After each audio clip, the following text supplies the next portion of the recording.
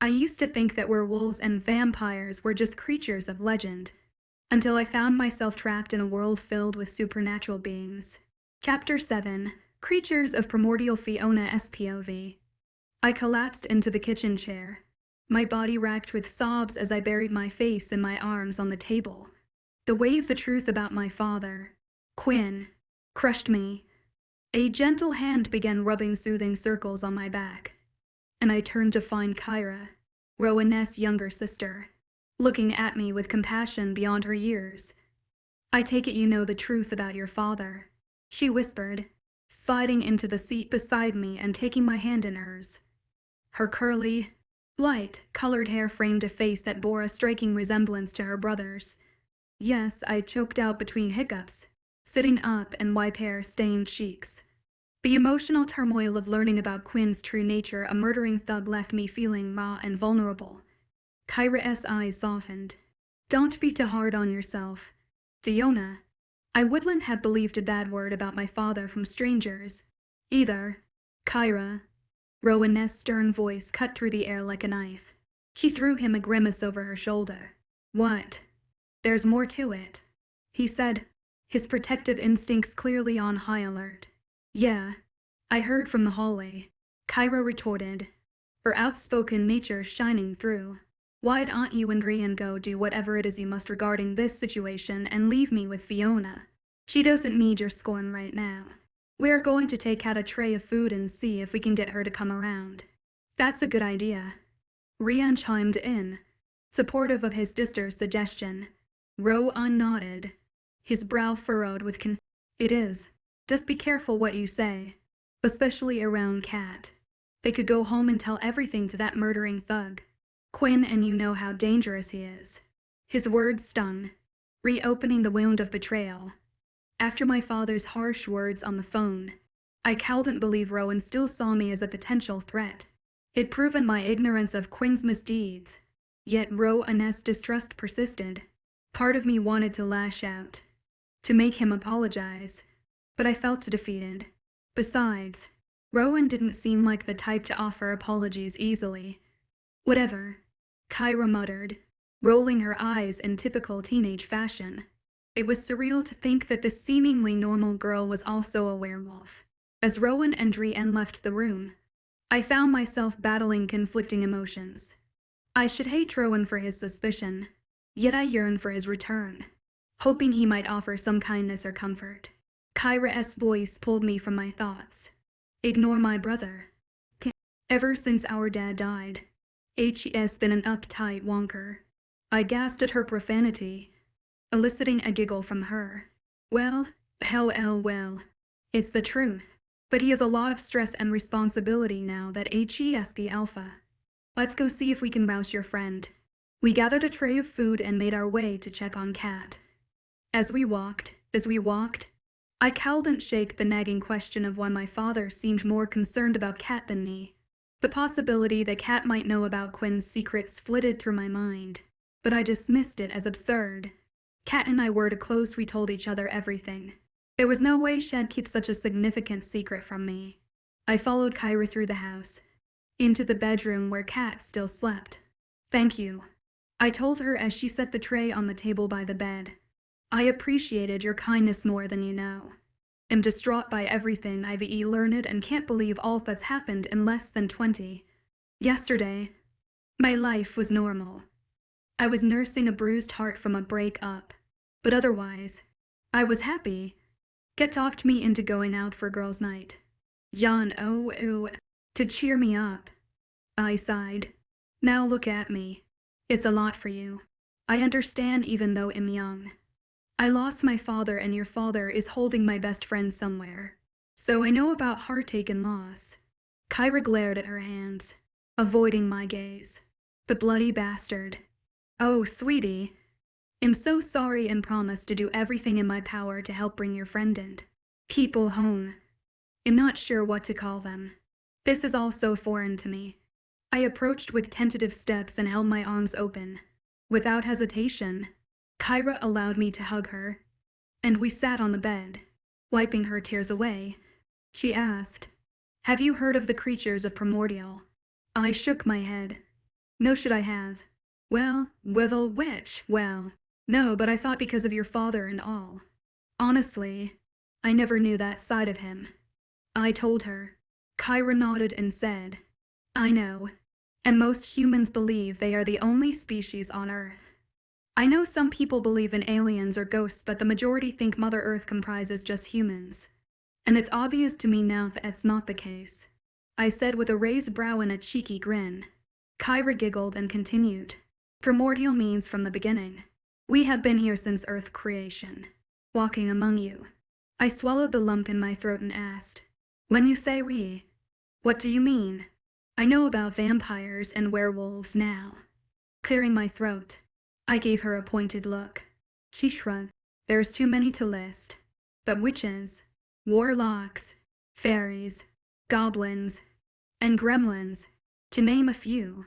Since you know about us and vampires, it depends on what region of the world you live in with some races. There are a lot of werewolves, vampires, witches, and fairies here. I've never seen gremlins, goblins, or vampires, but my brothers keep me on a tight leash. It's because they love you, I said. So you've seen a proper witch. My eyes wide and like plates, expecting her answer. I like the idea of seeing a witch, a nice one. Of course. I always loved watching The Wizard of Oz as a child. Oh yeah, Rowan has a friend who's a witch. I think she's pretty cool, but Ree and Osint like her. Kyra lifted her shoulders and let them drop. She's badass. Ryan not liking someone is hard to imagine. I declared with furrowed brows. I love the good witch, Glinda, in The Wizard of Oz.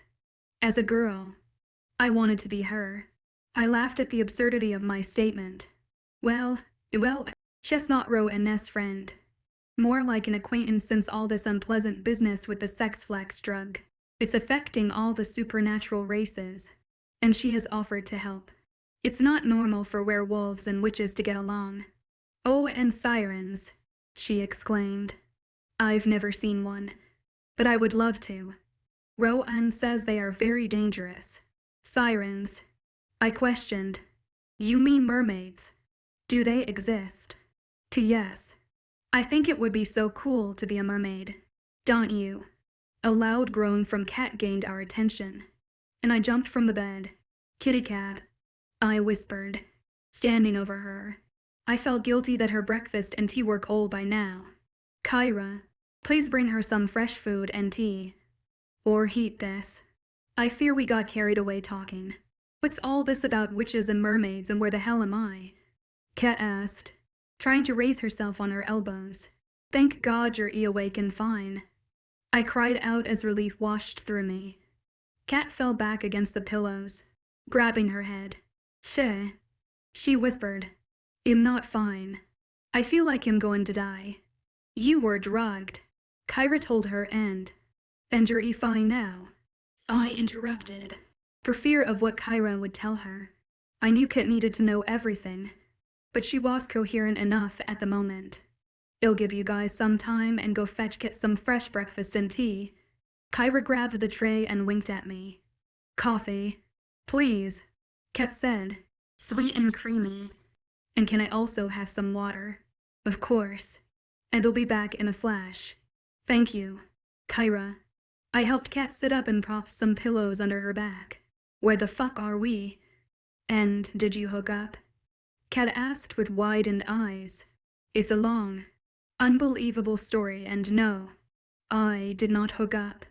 I was too busy fearing for your life. I'm so pissed off at you. Katrina. She looked taken aback with her mouth hanging open, her hand over her chest. Kat was used to me yelling at her or calling her by her birth name. However, a confused look replaced the shock. And she asked, where's my necklace? Well, there was no time like the present. What's the last thing you remember? I asked while she stared down inside her dress and threw off the covers, looking for the silver chain. Calm down. Kayat, it's not there. It's gone. No, oh, God, what will I do? He will kill me. This will be my third strike. He will kill me this time. She sobbed too. My father. I asked. It's just a silly necklace. Cat figure that worried. I'll give you mine. Alarm bells were ringing in my head. What did she mean? He will kill me this time. Sounded literal. Yours is different, I'll know. She yelled and jumped from the bed, pacing the room. No, it's not.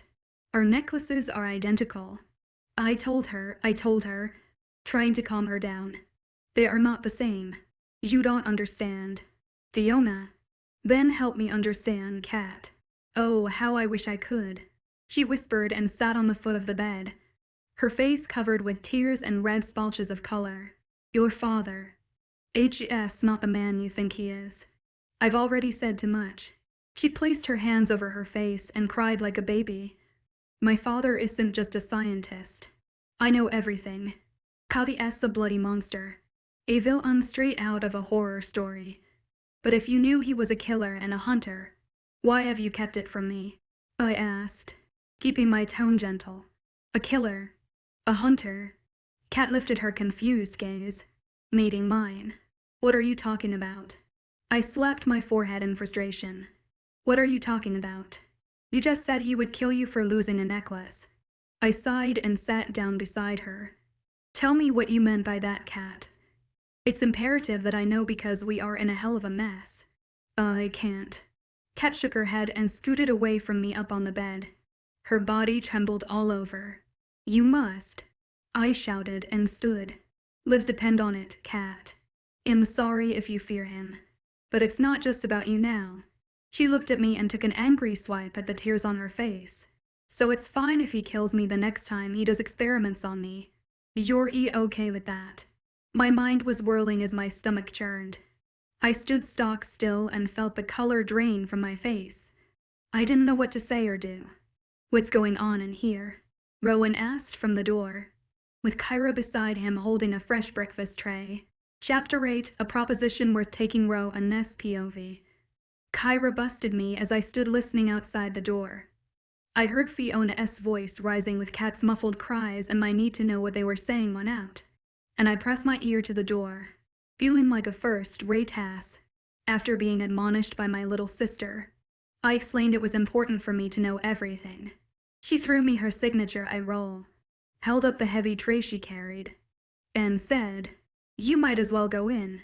Geez, I know you're impossible sometimes, but eavesdropping is just rude. She was right.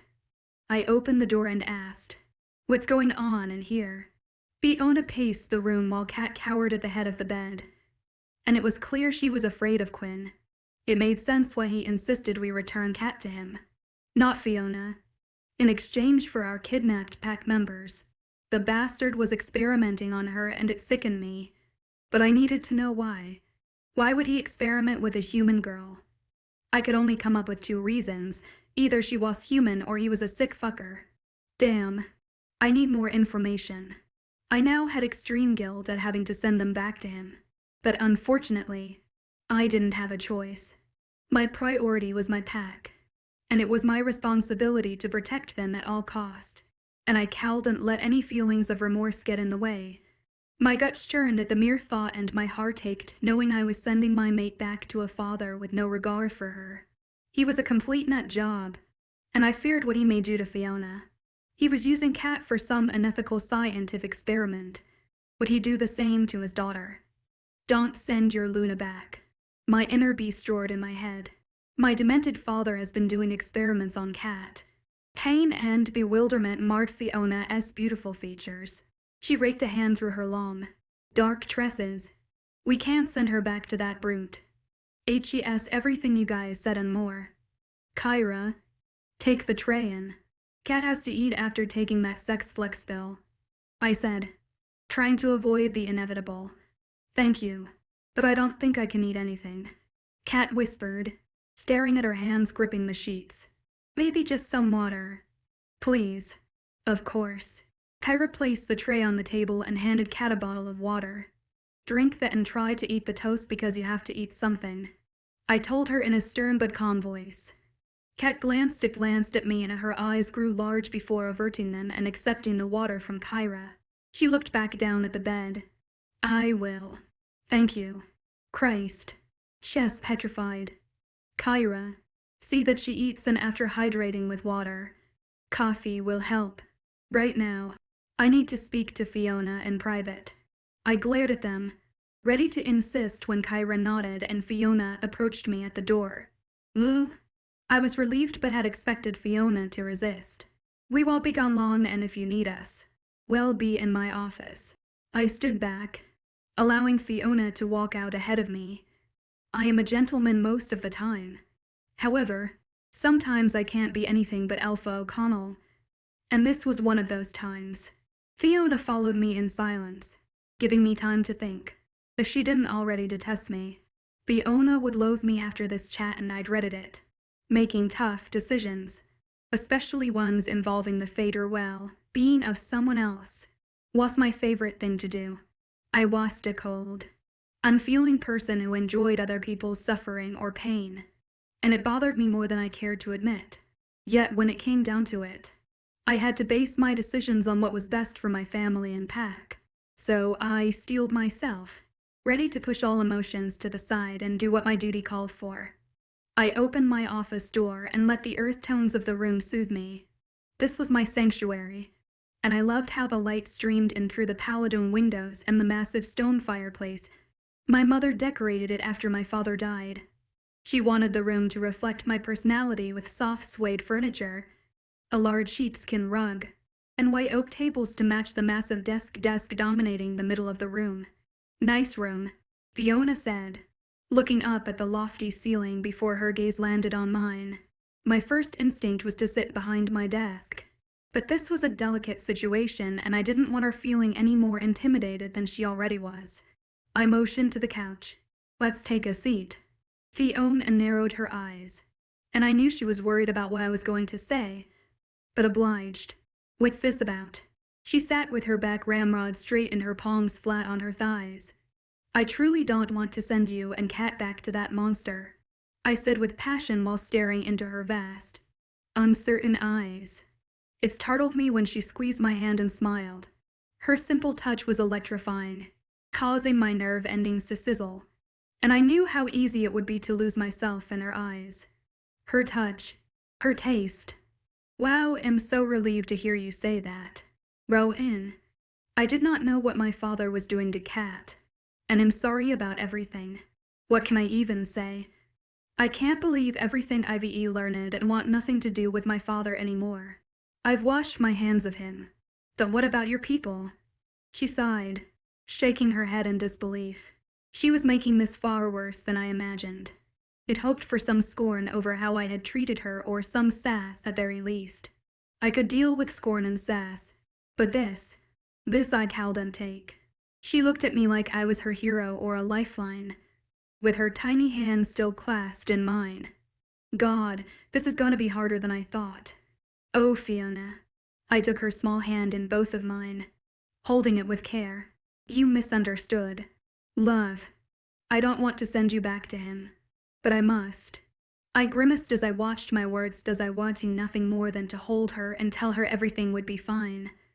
The look of joy on her face vanished, and she snatched her hand from mine, jumping from the couch. Of course you do. What was I thinking? She rubbed her temples while pacing the room. Why would you not turn us over to the monster holding your people? She stopped moving and turned to face me. I understand. I really do. It was selfish of me to assume you would protect a perfect strangers over your own. Call my father and tell him we will come home. Fiona crossed her arms under her heaving chest and gave me a sad smile. She was breaking my heart into pieces. I've already made plans with that bastard. Quinn, can I propose something? Something that will benefit us both. I raised my brows and prayed she would at least listen and think about it.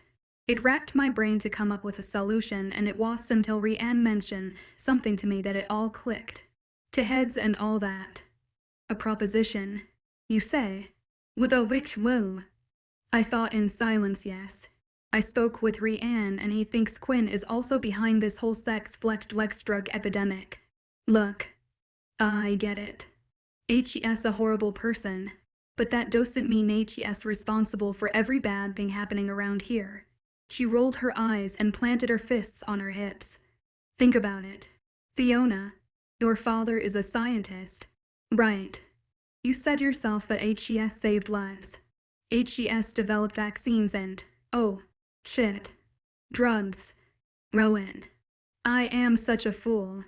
Fiona's eyes grew wide, and she slapped her forehead before walking toward me. I'm so dense. He owns a pharmaceutical company or stock, I believe. I'm not sure. He either owns the company or is a major stockholder. She sat down hard beside me on the couch and blew out a breath. What's the proposition? Because I'm in. I smiled in relief and said, it's simple. Your father, don't call him that. HES no longer my father. HES nothing to me now. Okay. I proceeded with caution.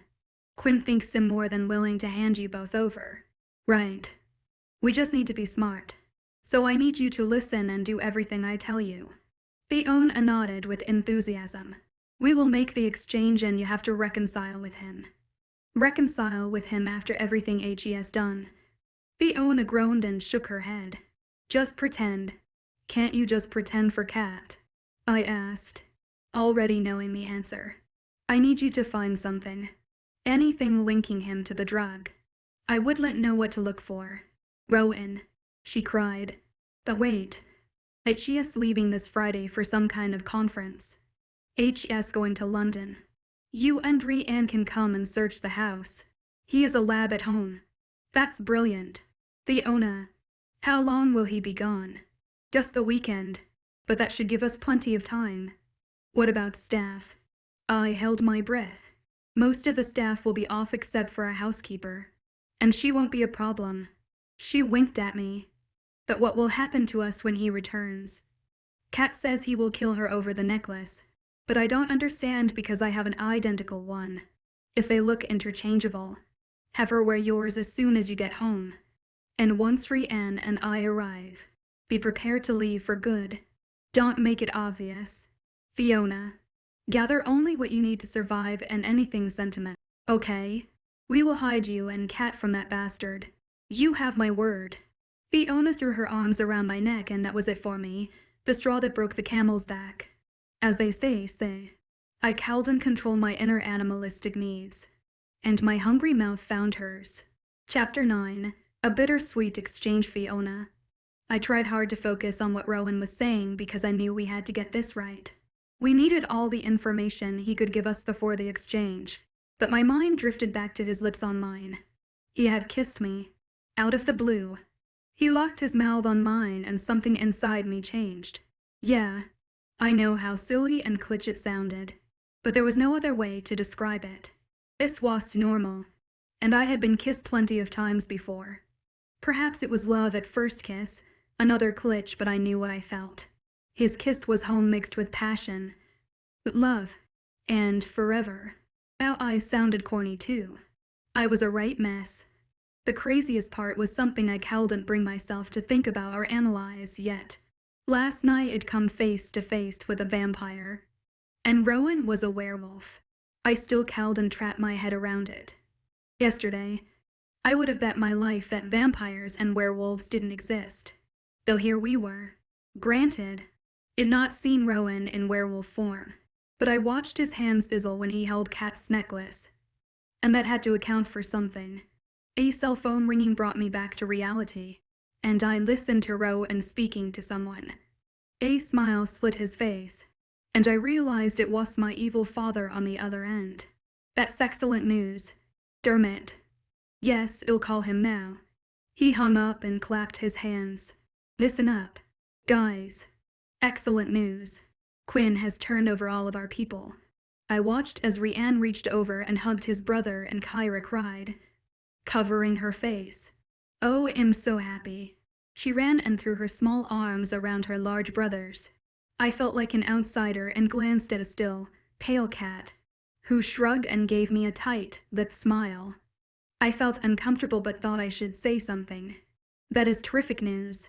They all turned to me, and the resemblance was uncanny. I couldn't believe that Rowan and were not twins, and Kyra was a smaller, female version of the handsome brothers. I have to contact Quinn and let him know when the drop-off happens and where. Rowan stared at me, holding my gaze for what felt like an eternity. His brow furrowed as he studied me, and a sick feeling gripped me. Cold and resentful. Would it help if I proved it to you? Proved what? I told you I believe you about my Quinn, I said with confusion, wondering what was he talking about. If I prove we are werewolves. I know you are. Let's say.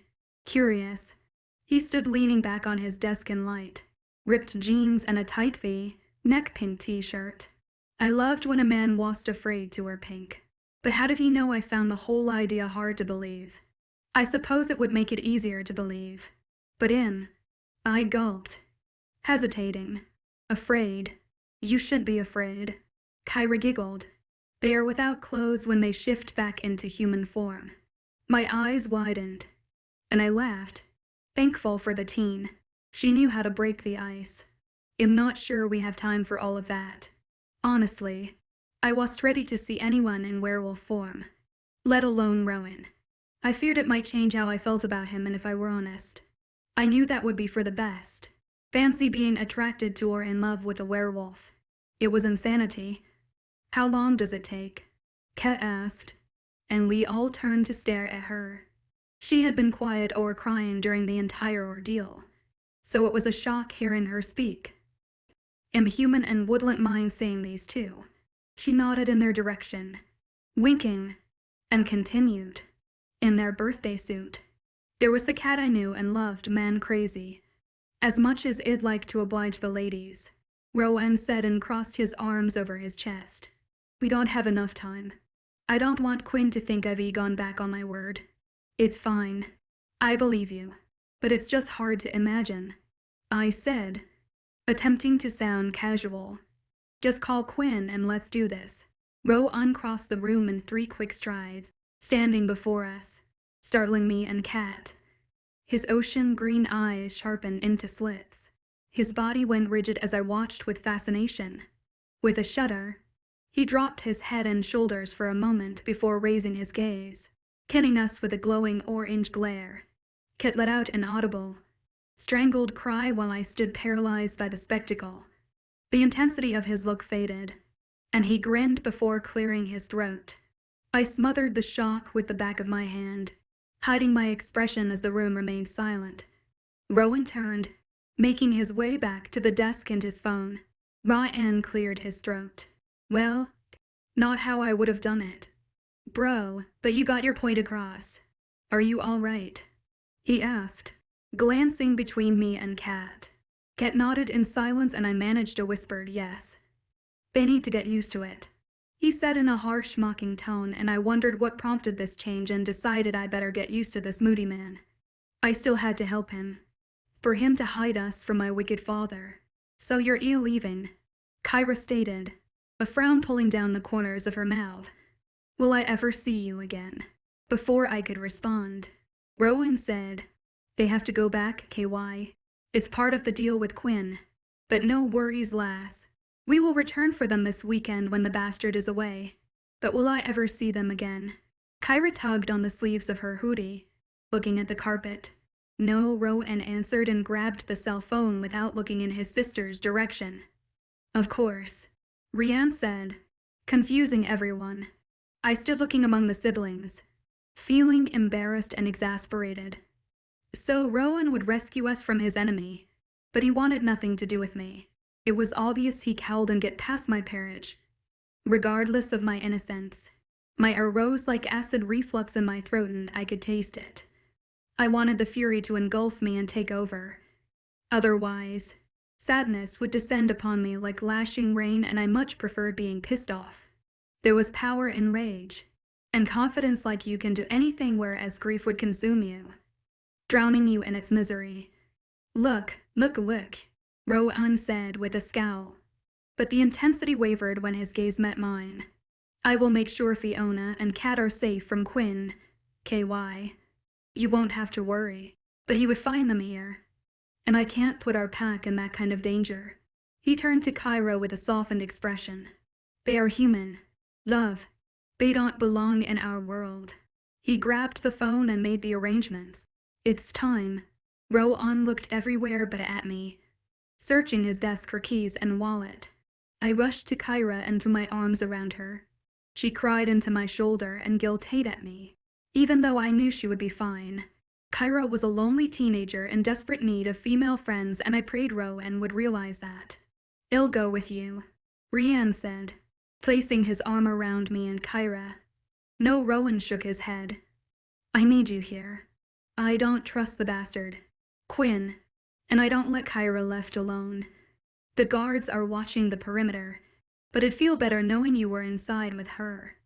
I watched Rian suppress a frown before agreeing to his brother's and Alphys' wishes. You are right. Kyra's safety is more important. But I will see you two again. Rian hugged Kat and then me. I'll miss you both, Kyra said with a sniffle before fleeing from the room. I wanted to run after her, but I knew it was time to go. Rowan was ready to get me out of his hair and life. We walked out to the driveway. It was bitterly cold even with the jackets Rian loaned us. Where's your coat? Are you not freezing? I watched Rowan hit the alarm, but not in all. Black Hummer parked right up front and wondered where the sports car was we rode in last night. I figured he had guards and people who worked for him, but I had seen no one besides the family. He remained silent until we were inside the vehicle, buckled in, and the automatic lock sounded. We don't get cold like humans do. He took off down the long driveway lined with tall trees and said no more. Well, this is going to be a long ride. I thought and sighed. You must burn up in the summer. Kat piped up from behind, and I was glad to have her with me. It was clear she was oblivious to the tension between Rowan and me. Or perhaps she felt Anne was doing what she could to make things easier for me. Whatever the case, I was pleased we were in this together. We prefer colder temperatures but adapt better to the weather than say you guys do. I get it, Kat said, kind of like animals or dogs. Rowan laughed, a deep baritone sound that reverberated throughout the large vehicle, and I found myself jealous of my best friend. I wanted to make him laugh and smile. Instead, he frowned or glared at me most of the time. Kat. I covered my mouth in shock at her audacity. He was a werewolf, a grumpy one at that. She had gotten very brave, just sliding me. But I Kat kind of like animals. He smiled at her through the rearview mirror, and my envy grew. There was so much I wanted to say, to ask, but I couldn't. Everything stayed jumbled up inside me. Why did he kiss me, and was it the same for him? Did he feel what I felt? Or was it just an ordinary kiss stolen in a moment of regret? I stared out the window at the passing scenery to take my mind off the hollow feeling in my gut. We were in what appeared as a normal complex of expensive homes, but I noticed in the distance a vast wall behind the dwellings and wondered if they all housed werewolf families. The silence was stifling, the air thick. So I said, "And you promised to come this weekend?" "Right." I regretted the words as soon as they left my mouth.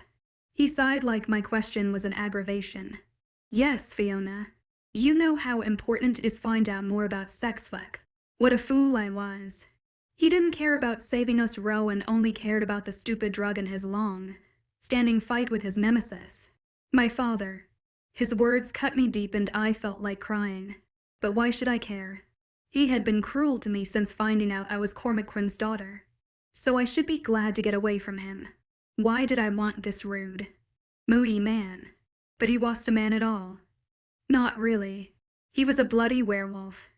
A beast. It was official. It lost my mind and gone bar my. Well, he'd ever know. And it'd get over him. Wait just a minute. I've never seen this culture before, I said, watching the changing landscape. We'd driven through a small, unfamiliar area until I saw the familiar sights of Dublin. What was that place? I turned in my seat. Looking behind me, Rowan sighed and sped up. Well, I glared at him, crossing my arms and waiting for him to answer a simple question. Why was he acting so dodgy? He cut his eyes at me before returning them to the road. It's nowhere and doesn't exist for you. Blimey, breathed Cat. That's unreal. What do you mean? I asked in confusion. Let's just say it's not an actual place. He shrugged. You girls would never find it on your own, even if you retraced our route because you're e-human. Within 10 minutes, we pulled into an abandoned and parking lot and I recognized one of my fathers standing beside a gray Royce. Well, here we are, Rowan said, staring straight ahead. I told myself he was watching to make sure my father washed around. To stay safe. Make sure you find that necklace and give it to Kat to keep her protected from Quinn until the weekend. I heard Kat open her door to get out, but I cowled and make myself exit without saying something. I turned to stare at Rowan and glimpsed a muscle jerk in his jaw before he glanced at me, and I felt like my heart might burst. Rowan opened his mouth to speak, his bright green eyes searing mine, and I held my breath in anticipation. Fiona, Kat screamed from across the parking lot. Come on. Rowan unclosed his mouth and gestured toward the door, signaling for me to get out. Be safe, he said, throwing me a tight smile. I'll see you soon. Without a word, I nodded and climbed down from the Hummer with my heart breaking into a million pieces. Chapter 10, An Unholy Home Fiona SPOV. Our driver, James, pulled into the circular drive in front of the massive manor house that had been my home all my life. I looked up at its imposing frame and shuddered, amazed at how quickly I loathed the place. What was my haven was now a place of disgust, and I dreaded getting out of the car. Kat was watching me, and I could tell she felt the same. Let's get this over with, she whispered. I'm really frightened. I know, me too. But we will go to my room and get that blasted chain around your neck. When James got out, I said, if he sees the bandage and asks about the necklace, they'll tell him it's in my purse. James opened the door, and we exited. Thank you, James. Where's father? I had to be careful around him because he told my father everything. They were thick as thieves or thick as killers. More like. I didn't doubt for a moment that James knew it all, every dirty detail about my father and his repulsive conduct. HES in his lab. Not to be disturbed. Miss Quinn. He says he will speak to you in the morning. I let out a breath of relief and smiled at Kat. Thank you, James. We rushed into the house, ran up the staircase, threw open my bedroom door, and locked it. Kat, you look pale. I made a beeline for my jewelry armoire, jerking the drawers open, and looking for the necklace. Of course, it was in the very bottom drawer. Should we put it on you? Kat looked at me while I glanced at the bandage on her neck, and I asked, how does it feel? Like a fucking vampire bit me, a blood-sucking bastard. I'm sorry, Kat. We should put it on you to be safe. But I'll change the dressing and try to find a smaller bandage first. And I know we've been through a lot, but once we get out of here, I want to know everything about what that bastard's been doing to you, and why you've kept it from me. Kat nodded as tears formed in her eyes, and I hugged her. I'm so sorry for upsetting you. Kitty cat. Let me go find a better bandage. As I glanced back, I noticed how small she looked on the king-size bed, and I felt rage at my father's sins. I was sure I could be civil to him, but I would try because I had to, but not until I'd asked him some questions burning in my mind. I bandaged Kat's wound, placed my silver chain around her neck, grabbed us some food from the kitchen, and gathered some clean clothes. We both needed food and a shower in a big way. After pulling off Kyra's clothes as the shower heated, I realized Kat's necklace was still in my bra and I giggled at the memory. Ugh, I said to the empty bathroom. Kat was worried my father would somehow know the difference. I placed the chain around my neck to keep it safe and climbed inside the shower, letting the hot water wash away the grime and shock of the last 24 hours. When I finished, Kat was already asleep, and I crawled in beside her, vowing to tell her about the necklace first thing in the morning. Right now, we both needed a good night's sleep. My bastard of a father looked the same to me. He didn't look like a dangerous killer. Just a short, Unassuming man with a receding hairline, a slight hanging over his belt, gray, streak-faded red hair, and a receding hairline. The only thing remarkable about him was the old septagram tattoo on his arm that he kept hidden unless he was at home. I now knew it was called a fairy star and wondered why he would have such a thing imprinted on his body forever. Especially after finding out he hunted down supernatural creatures. But then again, I was sure if fairies were real. I only had Kyra and Rowan Ness word they were. But I saw the proof that vampires and werewolves walked among us. Where's Cat? My father sat behind his desk, reading something without looking at me. He had summoned us both, but I told Cat to stay behind. I wanted a private word with Cormac Quinn. I looked around his office with fresh eyes, but nothing jumped out at me, although uncomfortable now that I knew the truth. His room looked like a typical office. He had books and medical journals piled on every surface, newspaper clippings, science and medical degrees hanging up, and bookshelves along an entire wall. We need to talk first, so I told her to stay behind. I cleared my throat to gain his attention, standing with my arms crossed, glaring at him. Sit down, he barked. Cormac had always been an arse, but I figured it was his personality. He's a man of science, not emotion, but a good father was the excuse I always told myself. Now I realize he was just a horrible person, but I sat down just the same. I wanted answers but had to play it cool for the long game. Before I could start, he said, "So I hear you and Kat ran into some trouble at a club." Cormac lifted his head and stared at me, and I saw a muscle in his jaw twitch, a sure sign he was angry, but I didn't give a feck. Trouble. I threw my head back and laughed. That's an understatement. How's Kat? He asked, disregarding me. A witch, a blood-thirsty monster attacked her after giving her a pill called Sex Flex. For God's sake.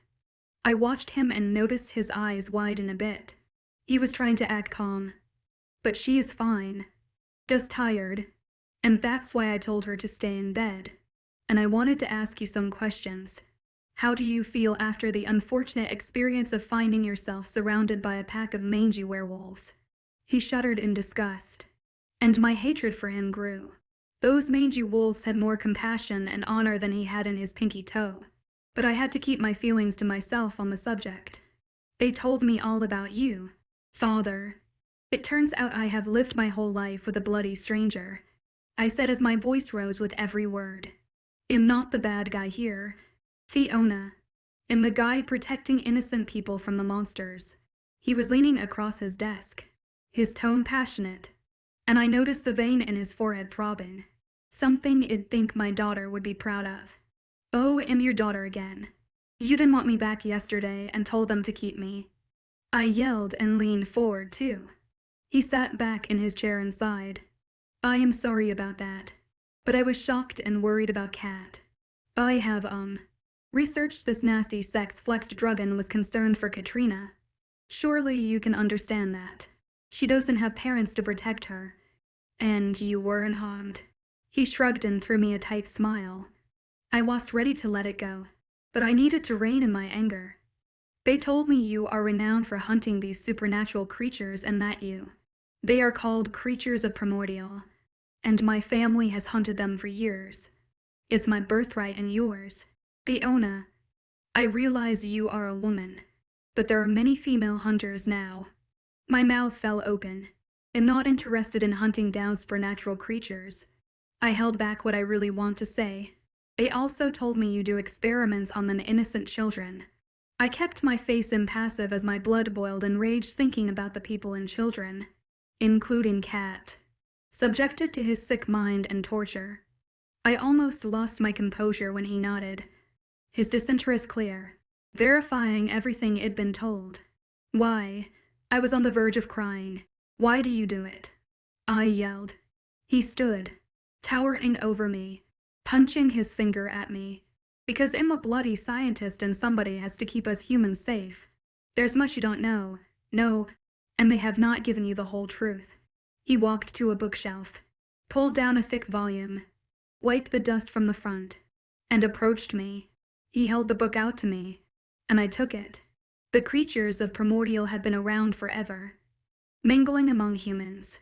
However, they are not friendly beasts, but dangerous ones. They hunted and enslaved humans for hundreds of generations. After years of abuse, the humans had had enough and revolted against them. It took centuries, but the roles reversed, and we are now the hunters. I looked down at the book in my lap. If it was wrong to treat us like that, why is it okay for you to do the same? It was kill or be killed. Fiona. Only the strongest survive. Yeah, whatever. I rolled my eyes and knew I was doing a poor job of acting like I was cool with everything and looked down at the leather bound Meiji had given me. I wanted to read it, but not for the reasons my father would appreciate. He laughed, and I whipped my head up from the book. You are not only the spitting image of your mother, but you are like her in every way, he said, smiling and shaking his head. Rarely did he speak of my mother, and I held my breath, hoping to hear more. Besides telling me she died in childbirth having me, I knew little else. Judging from the small photo he gave me that sat on my bedside table, I looked like her. You are tender-hearted, just like her, and you have pity for those guys, the werewolves, that helped you last night. They saved us, and even knowing who I was, they were still kind. I didn't want to give him too much information to use against them, so I changed the subject. Unlike that vampire that offered the drugs to us and attacked Cat, I have no sympathy for him. The vampires. Cormac smiled and shook his head. Don't be too hard on Cat. We know vampires for their beauty, which makes it easy for them to find prey. They are all gorgeous, and people flock to them, making it simpler for them than any other creature.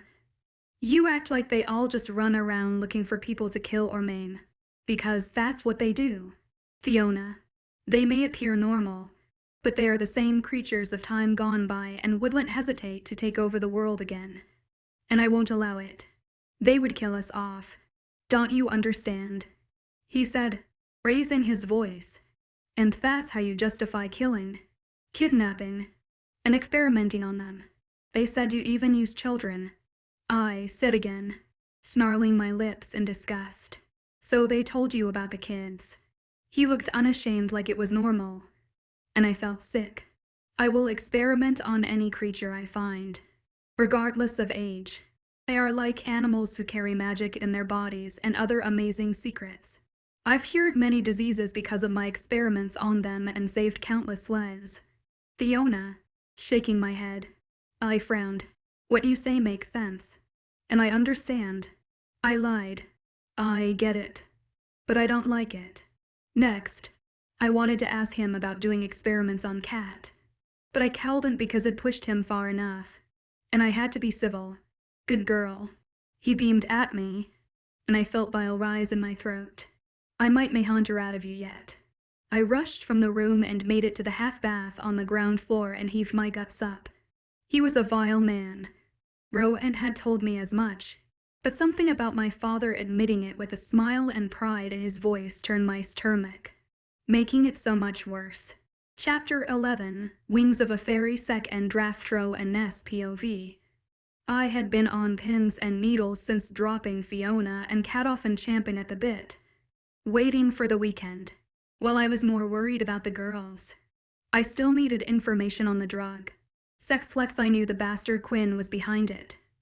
Fiona occupied my mind more than I cared to admit, and Ree-Ann could tell something was off with me. We took a smaller vehicle that wouldn't stick out like the Hummer and jumped in an SUV our mother liked to drive. Within 30 minutes, I passed by the gated mansion high on a hill and stopped some distance away to be on the safe side.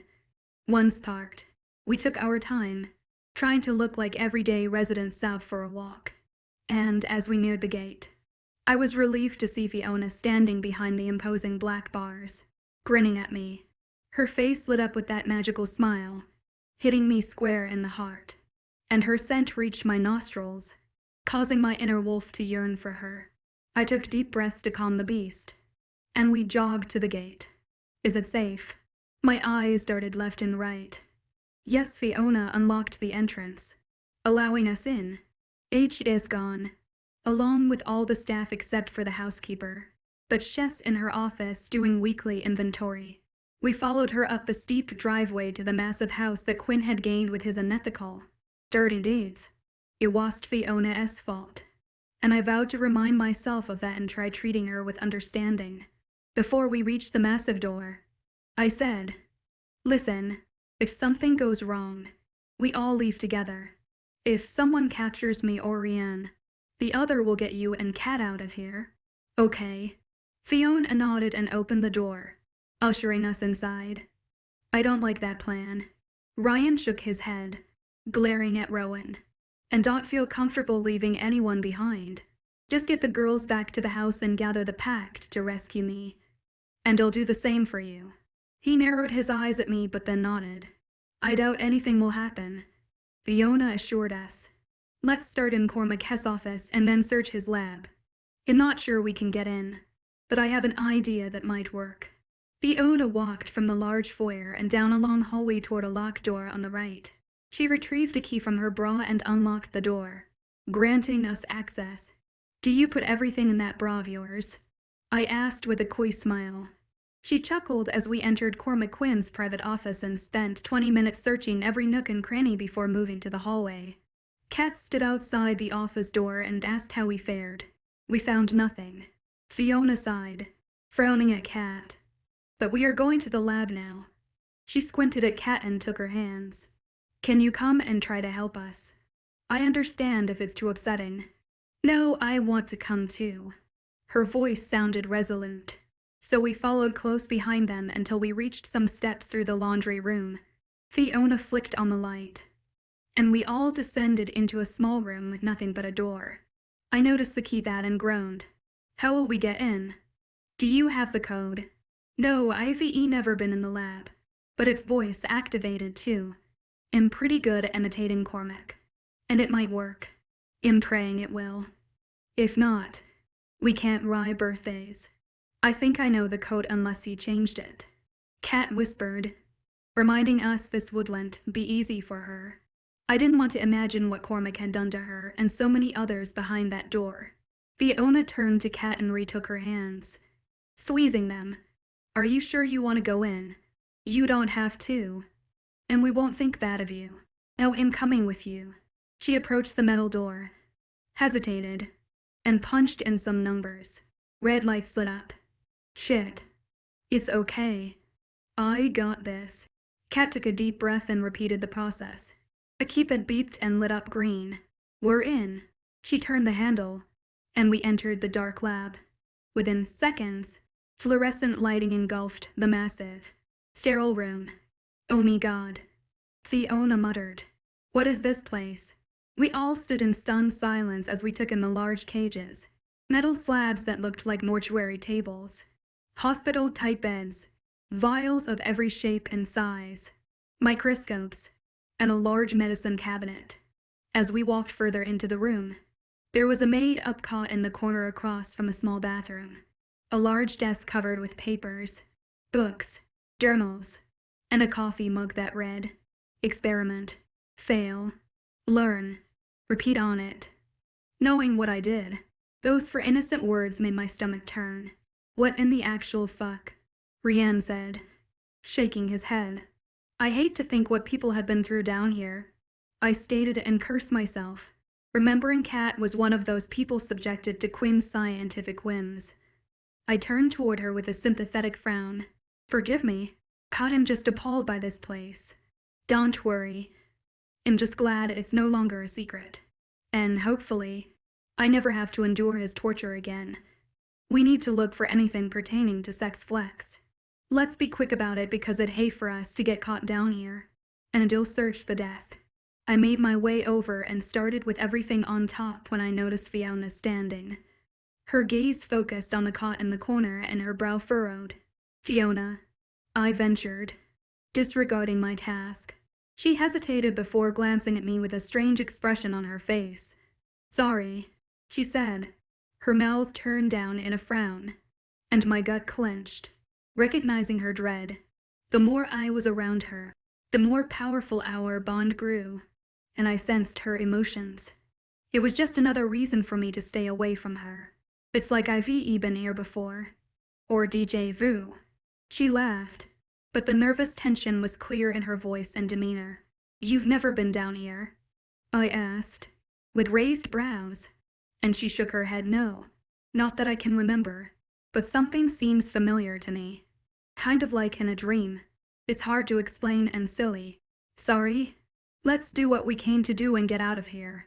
Her body shook like a visible tremor. Her face paled, and she wandered over to the cot in the corner. I started sweating, and my heart pumped hard inside my chest, mirroring her emotions. What part seems familiar to you? Kat asked, abandoning the file cabinet and turning toward Fiona. This cot I remember. And the cages, but they were far smaller than these. She pointed to the large, human-sized crates. I have dreamed of being held in one before. Ryan met my gaze with a frown, and his worried glance mirrored mine. Maybe you were down here when you were young, he said. Perhaps you were playing while your father worked. Rianne shrugged. Ryan, you're probably right. Fiona smiled and appeared to relax. I still felt uneasy, not liking where my thoughts were leading, but I continued my task. After opening the center drawer and finding nothing, I moved on to the others. When I tugged on the bottom right drawer, it refused to open, and I knew it contained something vital. Cormac has this bottom drawer locked, and I need a key to get into it. He always keeps the keys with him at all times, Kat informed me while approaching the desk. But it's your lucky day. She reached up, pulled a hairpin from her blonde curls arranged on her crown, and crouched down beside my leg. You know how to pick a lock? Rian asked, with all lighting up his face. Oh, Master, Fiona said and laughed. I can't tell you how many locks she picked at university. True to her word, Kat had the drawer open within seconds. There you go. We will have to leave it unlocked because I'm not that good. And maybe he will think he forgot to lock it. She stood back and shrugged.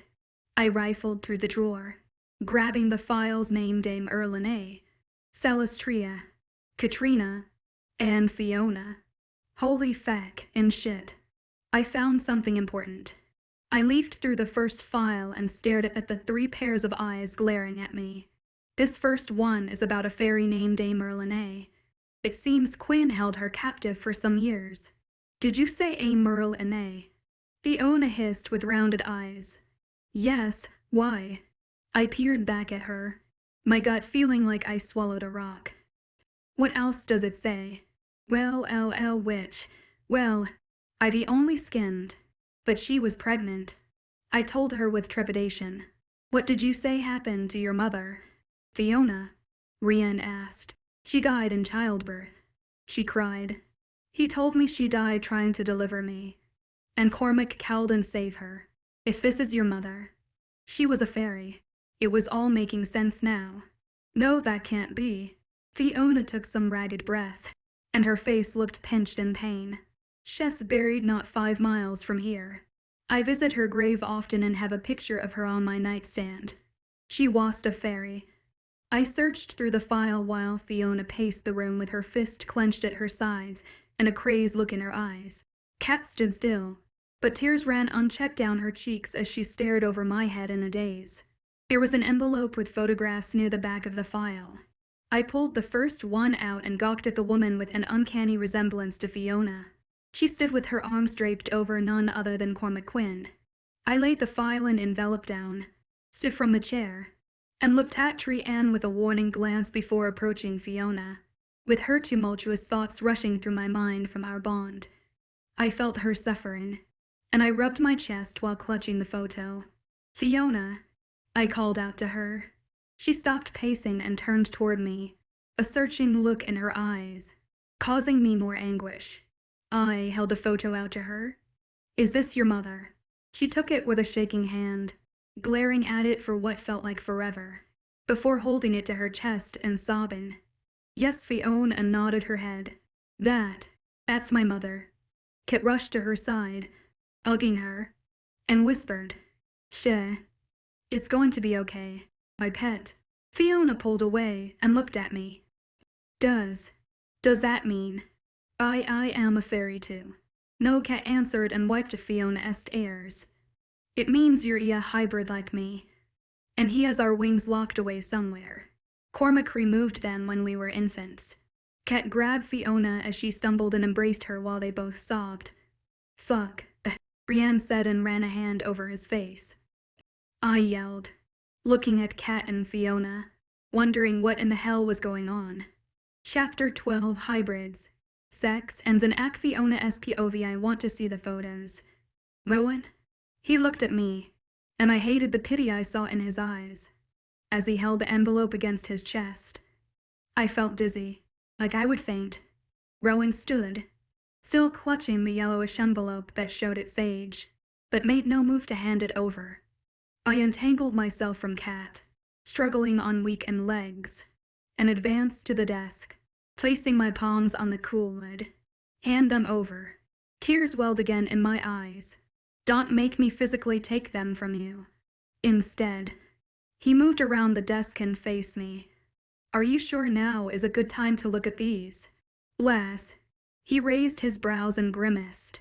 I want to see them right now. I turned, facing Cat, who was standing beside Rianne. And you, with narrowed, wet eyes. I shouted. You knew all this. Katrina, I thought you were my best friend. The sister I never had, the sister of my heart. How could you keep this from me? Cat cried anew, and Rianne placed his arm around her waist. I wanted to tell you. I really did. I needed to unburden myself from carrying this torment all alone. How do you think I felt going through this by myself? She screamed while Rianne tried to console her. Don't you get it? Think about it. Fiona, why do you think I never told you, huh? Cat wiped at her eyes, her chest heaving, and her nose running from the outburst. That bastard, Quinn, would be my guess, Rianne announced, glancing at Cat and me. Yes. Cat's face crumbled. He threatened to kill Fiona if I ever told her. Jesus. Rowan shook his head. I knew he was an evil bastard. But this is beyond evil, Cat ventured. Please believe me, I sat on the floor and cried, sobs racking my body, and realized none of this was Cat's fault. But I was too stunned to think straight. Warm arms engulfed me, pulling me to my feet and into an embrace. Don't cry. Les, everything will be fine. Let's get away from here and forget about sex flex. We need some time to figure out what happened and what he has done to all of you. Rowan's voice held tenderness as he pushed my hair out of my eyes and wiped away tears with his thumb. As much as I loved the feel of his arms around me and his gentle touch, I shifted away from him. Know how important this is to you and the safety of your pack. They'll be fine. We can continue searching for information and try looking at his computer. I nodded to the laptop on the desk. He'll have a password on it. Love, Rianne said. Rowan is right. We need to get you both back to the house. You and Cat should have a proper talk about everything. Wiping my nose with the sleeve of my shirt, I nodded. I'm sorry, Cat, but I felt overwhelmed. I know. And it's okay. That was an enormous blow. And I would have reacted the same. So here's what we are going to do, Rowan said, taking charge like an alpha. Leave your father a note and tell him after your wild experience that you and Cat are taking a brief holiday somewhere. Will he believe that? Rianne asked. He won't like it. Cat replied. No, but he will believe it. I've been telling him I want to go to New York, I said, as the plan took root in my head. He knows I'm sore with him, and he'll think I'm trying to punish him. How often does Quinn go out of town? When can we sneak back in? Rowan asked. Check his planner on the desk. Cat pointed to a brown leather, bound book. Rowan leafed through the pages. Bingo. He's leaving again on Wednesday, and I'm not sure where he's going. But he has 3 days marked off. Rowan studied the planner, his forehead marred in concentration. I don't know if it means anything, but he's leaving during the full moon. He looked up at us. It means AGS going hunting, Rian stated. Rowan smacked his forehead. Of course he is. What was I thinking? The bastard can't resist a full moon. As I listened, my father's wickedness sickened me. But was he my father? I wasn't sure about anything anymore. I just wanted out of his house. Especially this room. I crossed my arms and glared at him. I still want to see those photos. You have my word that when we get back to the house, I will give you the envelope. Now let's get out of here. Do you girls have some essentials gathered? Yes. I told you we would be prepared. Come on. Let's get out of here. As I looked around the vial room, I shivered. When we left the house, I let out a sigh of relief. I was so afraid my father, or whoever the monster was, would show up. As I sat in silence, thinking over everything I'd learned, I was more confused. Was I a part fairy? Did I belong to Cormac Quinn? And did he kill my mother? Was she my mother or just another lie on his growing list? Did she help my father with his devious deeds? And if she was my mother, why did she leave me with that beast? Somebody say something. Kat said, "This silence is deafening." I think we are all in shock. Rian announced. That was a colossal understatement. I am beyond shock and have so many questions. How will I ever get the answers? I held my face in my hands, fighting back tears when a thought occurred to me. Wait, are you taking us back to your house? Rowan announced with his eyes focused on the road. But you said we shouldn't stay at your house. Remember, you said we would put your family and pack in danger. I know what I said. Last, but plans change. He glanced at me with a smile and back at the road. Your letter should suffice. And I doubt you will think you came back to hang out with some mangy werewolves. Ryan and Kat giggled, but I was too upset to find any humor in his words. Well, if you're sure. I told him, my father or whoever he is has caused your pack enough grief, and I don't want to add any more. Relax. Lass, we are almost home. The word home felt nice, and I daydreamed of him and his house being my home, but it could never be. Cormac Quinn, regardless if he was my paternal father or not, ruined my chances, and being human and part fairy didn't help. My musings made me feel like I was on the verge of a meltdown. How much more could one person take? Deep breath. Fiona. In through your nose and out through your mouth. I chanted to myself and tried to focus on the scenery. I felt the familiar knot in my tummy, and a flash of heat consumed me. And I knew nausea would come next if I didn't calm down. While I was prone to anxiety attacks, I hadn't had one in a while, and I didn't want it to happen in front of Rowan.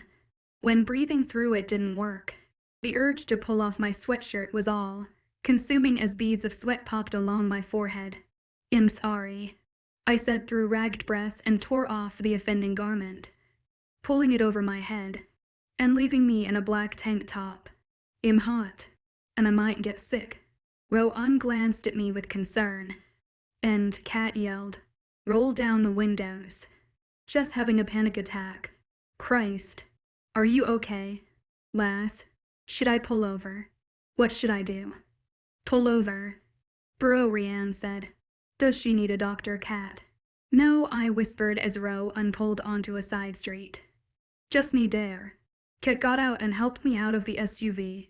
She pulled my hair back just in time before I spewed my stomach contents onto the grass, gravel, and weeds. That's it. Love, she whispered near my ear. I need a cloth or a napkin or something real quick. She held her hand out. Waiting.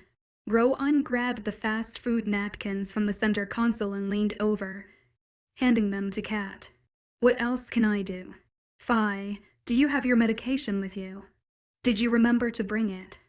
Kat asked me. I wiped my mouth and gulped hair as tears from vomiting ran down my cheeks. Yes.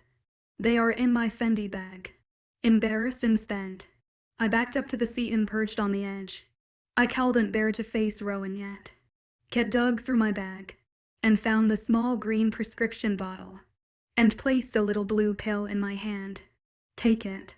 Now, she said and narrowed her eyes at me. She knew I hated taking them. but needs must. They made me groggy and downright loopy, but they were a sure fix for an anxiety attack. I don't have any water. I moan like a petulant child. Just let it melt under your tongue. You big baby. Cat scolded me and watched as I placed the nerve pill in my mouth. Are you going to be okay now? I hope so. I pushed up on my palms and situated myself in the seat, holding on to the napkins and staring straight ahead. Cat closed the door, and I let my head fall back on the headrest. When Cat was back in the vehicle, Rowan asked, "Are you sure you're okay? Lass, should I get you a drink or water?" "I'm fine. Just take me home. Please." Sometime later, I awoke confused and thirsty, but it didn't take long to remember where I was and why. I reached over to feel for Cat, but her side of the bed was cold. It was pitch black, and I wondered where she could be. I couldn't remember much after taking that blasted pill. Just a hazy memory of Ro and carrying me inside the house back to his mother's bedroom and Cat getting me settled. Cat should be here with me again, but perhaps she slept elsewhere. I reached for the bedside table in search of my phone. To no avail. "Shit," I whispered, climbing out of bed with care. I still felt light-headed and weak, but combining a panic attack and a little blue pill would do that. My feet hit the floor, and I stepped into my bag. Good, I thought, while digging around inside, and found my cell phone. It was 2 a.m. Sunday morning. I wondered where was Cat. It was unsettling not knowing where she was, and I didn't enjoy being alone in a strange place after everything I'd been through today. Now that I had my bearings, I needed something to drink, and I was going to find Cat. After relieving my bladder, I stepped out into the darkened hallway. Although not familiar with the house, I knew where the kitchen was and tiptoed, quiet as a mouse, using my phone to guide me. The light switch was inside the archway, and I flipped it on as I entered. "Fiona," Rowan whispered, startling me. "Are you all right? Lass, can I get you something?"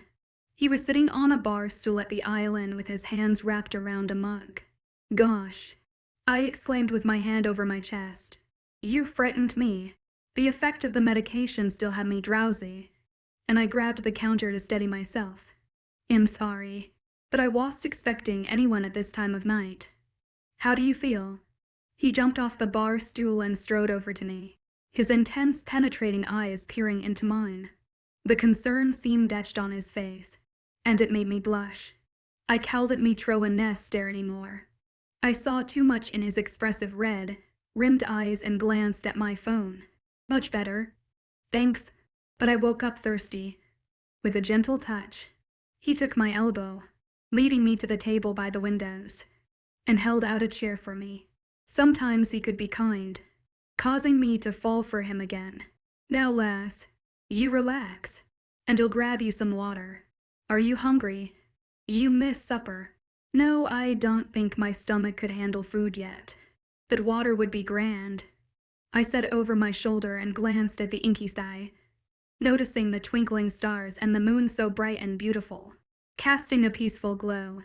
Rowan placed the bottled water in front of me and sat across the table. "Thank you," I said before taking a large gulp of the cold liquid. I'm much better."